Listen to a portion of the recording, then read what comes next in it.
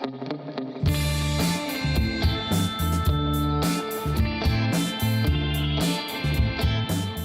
áfram höldum við með föstudagsþáttinn. Þau eru komin til mín, Hlynur, Óskar og Sæbjörg. Verið velkomin. Takk. Þið ætla að flytja loka atriði í þættinum, söngnúmer. Og Hlynur, þú ert trúbador og bóndi, ekki satt? Það passar. Ég hef starfað heilmikið við þessa músík í gegnum tíðina og er sem sagt kúabóndi.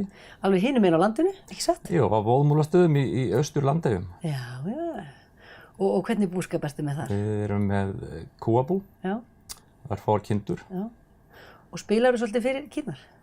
Það kemur enda fyrir, Já, það? Já, sérstaklega að koma gestir í fjósið, þá tekur maður upp gítarinn. Er eitthvað sýnileg aukning í netinu þá? Já, gott ef ekki. En ykkar samstarf, Óskar Pétursson og dóttir þín, hún kannski hefur mikið sungið og spilað með þér gegnum tíðina. Við erum búin að vera heilmikið að spila saman og á hennum ýmsu uppákomum fyrir sunnan, sem ég segir. Og svo drófum við Óskar út í þetta með okkur, í þetta lag. Hvernig kom það til?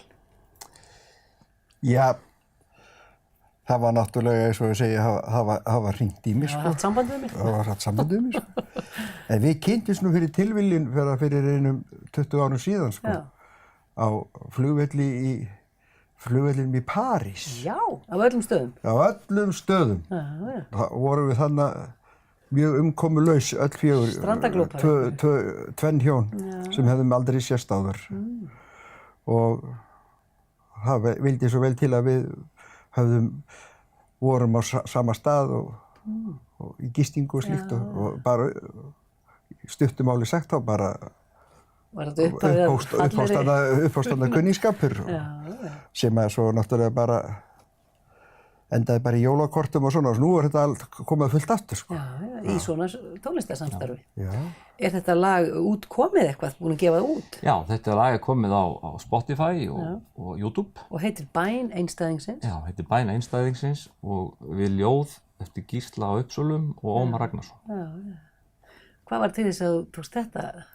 Sko þetta ljóð hefur alltaf verið í miklu uppáldi hjá mér sem og mörgum öðrum. Og ég ákvað að prófa að útbúa lag við þetta og það kom eitthvað og ég lét labba í mánum hafa það og hann útsetti það fyrir mig og þeir feðgar kláruðu lagið og við sungum inn og Sæbjörg var með þverflötu í þessu og Óskar söng þetta hérna inn fyrir norðan og útkomin er þessi og hvað, svo bara heims yfir á eða dauði? Svo er eitthvað svoleiðis í gangi. Kynna lagið og koma svo framfæri að gera. Sæbjörg, þú ert svolítið svona tengd í tónlistina, búin að vera á þverflautu og læra söng og ert farin að kenna líka. Já, ég fór og var að kenna í tónlistarskóla Rangæinga sem afleysingakennari og tónfræði og svona.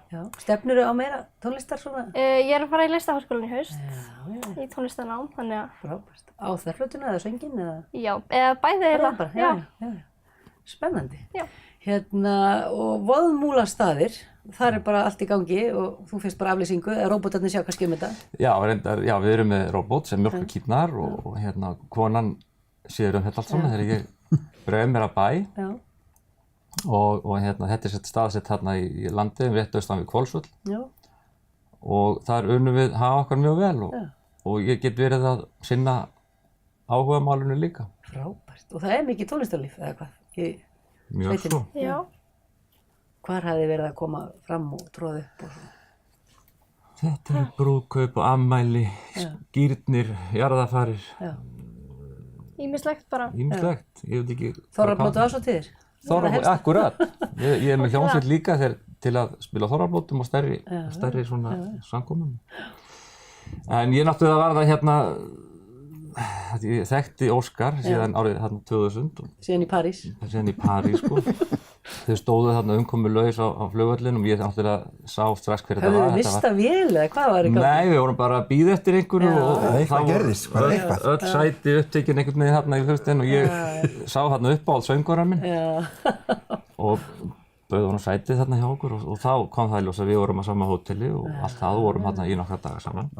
Svo þegar ég geri þetta lag, þá dettur mér náttúrulega Óskar strax í hug og varð ekki svikin að því náttúrulega. Og við ætlum bara að fá að heyra þetta lag núna í lok þáttarins. Takk fyrir að koma, heimsækja okkur og segja okkur frá og sýna okkur og gangi ykkur vel. Takk kærlega fyrir okkur. Takk fyrir. Og þannig ætlum við að enda föstudagsþáttinn, en ég glemdi einu. Tónleikarnir sem ég var að tala áðan í Laugaborg ekki klukkan 4 heldur klukkan 8. Það var það leiðrétt hér með. En takk kæru áhorfendur fyrir að horfa, sjáumst aftur á viku liðinni, verið sæl.